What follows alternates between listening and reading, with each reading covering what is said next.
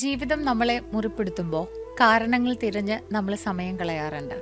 നമ്മുടെ ജീവിതത്തിൽ ഓരോ സങ്കടമോ പ്രതിസന്ധിയോ ഒക്കെ ഉണ്ടാകുമ്പോൾ നമ്മൾ ആദ്യം ചെയ്യുന്നത് എന്താണ് ഇങ്ങനെ, എനിക്കിതെങ്ങനെ സംഭവിച്ചു, അല്ലെങ്കിൽ ഇതെൻ്റെ വിധി, ഇതൊക്കെയാണ് നമ്മൾ പറയാറ്. ഇങ്ങനത്തെയുള്ള 100 ചോദ്യങ്ങൾ ചോദിച്ച് നമ്മൾ ആ വിഷമത്തിൽ നിന്ന് തളച്ച് ഇടാറുണ്ട്. ഈ ഒരു അവസ്ഥയെക്കുറിച്ചിട്ട് ബുദ്ധൻ പറഞ്ഞ അതിമനോഹരമായിട്ടുള്ളൊരു കഥയുണ്ട്. ദ പോയ്സൺഡ് ആരോ അഥവാ വിഷം പുരട്ടിയ അമ്പ്.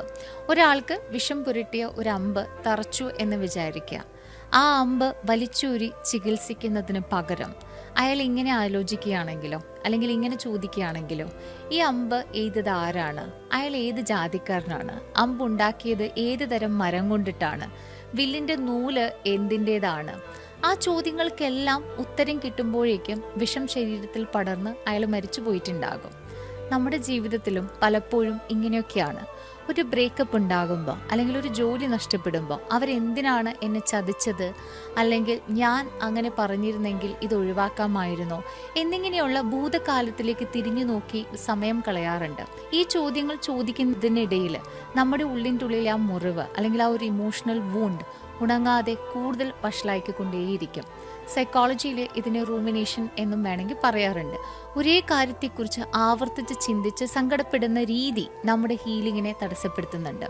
2024 ചില പഠനങ്ങൾ പറയുന്നത്, ഒരു പ്രശ്നമുണ്ടാകുമ്പോൾ ഉടനെ എന്തിന്, വൈ എന്നതിനേക്കാൾ ഇനി എന്ത്, വാട്ട് ഈസ് നെക്സ്റ്റ് എന്ന് ചിന്തിക്കുന്നവർക്കാണ് മാനസികാരോഗ്യം വേഗത്തിൽ തിരിച്ചു കിട്ടുന്നത് എന്നാണ്.